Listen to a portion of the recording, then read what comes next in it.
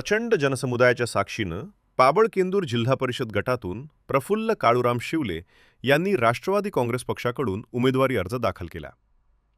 याचवेळी केंदूर-करंदी पंचायत समिती गणातून सौ सुचेता रोहन सनीदादा ठिटे तसेच पाबळ-धामारी पंचायत समिती गणातून सौ वंदना काकी प्रकाश पवार यांनीही आपले उमेदवारी अर्ज सादर केले। उमेदवारी अर्ज दाखल करण्यापूर्वी उमेदवारांनी वढू बुद्रुक येथे धर्मवीर छत्रपती संभाजी महाराज यांच्या समाधीचे दर्शन घेऊन पूर्णकृती पुतळ्यास पुष्पहार अर्पण केला।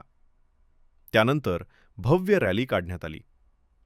या रॅलीत कार्यकर्ते, पदाधिकारी व नागरिक मोठ्या संख्येने सहभागी झाले होते। घोषणाबाजी व उत्साहपूर्ण वातावरणात रॅलीनं मतदारसंघातील विविध गावांना भेटी देत अर्ज दाखल करण्याची प्रक्रिया पूर्ण केली।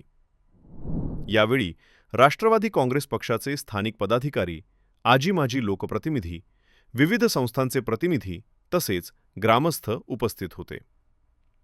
विकास, सर्वसमावेशक नेतृत्व आणि जनतेशी थेट संवाद या मुद्द्यांवर विश्वास व्यक्त करत मतदारांनी उत्स्फूर्त प्रतिसाद दिला। आगामी निवडणुकीत जनतेच्या पाठबळावर विजय निश्चित करण्याचा निर्धार उमेदवारांनी व्यक्त केला। आजच्या भावना पाहिल्या तर आज कमीत कमी 6 ते 7 हजार लोक फॉर्म भरायला होते। ह्याच्यावरूनच पुढचं भविष्य माझं कळायला लागलं की आपला विजय हा 100% आणि मायबाप जनता, गोरगरीब मायबाप जनता, केंद्र पाबळ गटातील माझ्या संघ 100% खात्रीशीर सांगतो की माझ्या संघ आहेत। मी अचानक जिल्हा परिषद मी ग्रामपंचायतला सरपंच 2010 ते 15 होतो। त्याच्यानंतर माझी पत्नी होती।